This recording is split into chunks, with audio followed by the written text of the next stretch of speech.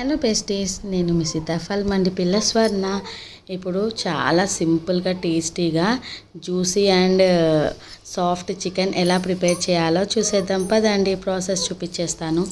First అయితే మా husband ఎప్పుడు చికెన్ తెచ్చినా కూడా కొనుక్కురాడండి. అది కోడినే కట్ చేయించి తీసుకొస్తాడనమాట ఫ్రెష్గా. తను అట్లా పెట్టింది తీసుకురాడు. అయితే మొత్తం 1.5 kg ఉందన్నమాట. అది అసలు 2 kgs హెన్ అయితే అదంతా స్కిన్ అవన్నీ తీసేసి 1.5 kg అయితే మనకి చికెన్ అయితే వచ్చింది. దాంట్లో 2 చెంచాల కారం, ఒక 1 చిన్న స్పూన్తో 1 స్పూన్ పసుపు వేశాను. చిన్న స్పూనే కదా, అది 1 చెంచా అనుకోండి. 2 చెంచాల అల్లం ఎల్లిగడ్డ పేస్ట్ వేశాను.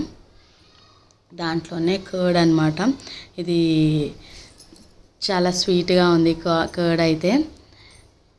ఇంకొక 1 టేబుల్ స్పూన్ ఆయిల్, ఇదంతా యాడ్ చేసేసుకొని దీంట్లోనే మనము సన్నగా కట్ చేసి పెట్టుకున్న పుదీనాను కూడా వేసేసుకోవాలి. ఇది మ్యారినేట్ చేసేటప్పుడు వేసుకుంటే ఆ ఫ్లేవర్ చికెన్ తినేటప్పుడు బాగా తెలుస్తుంది అనమాట. నేను ఎప్పుడు మ్యారినేట్ చేసేటప్పుడే ఇది వేస్తానన్నమాట. ఇది యాక్చువల్గా కర్రీ లాగా చేయట్లేదు నేను, జ్యూసీగా మనము చికెన్ నార్మల్గా తినేయచ్చు అలా అనేసి అట్లా చేస్తున్నాను. దాంట్లోనే ఒక 4-5 పచ్చిమిర్చి అయితే కట్ చేసి మధ్యలో నుండి చీరి వేసాను అనమాట.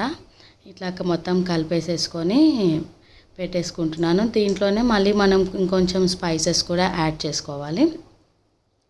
దీంట్లో ఫస్ట్ మనము ఇంట్లోనే ప్రిపేర్ చేసి పెట్టుకున్న గరం మసాలా అనమాట. ధనియా పౌడర్ కూడా, కాశ్మీరీ చిల్లీ పౌడర్ ఎందుకు వేస్తున్నానంటే కొంచెం కలర్ బాగా కనపడుతుంది. చికెన్ మనం తినేటప్పుడు మంచిగా ఎంజాయ్ చేస్తూ తినొచ్చు కాబట్టి నేను కంపల్సరీ చికెన్ చేసేటప్పుడు కాశ్మీరీ చిల్లీ పౌడర్ వాడతాను అనమాట.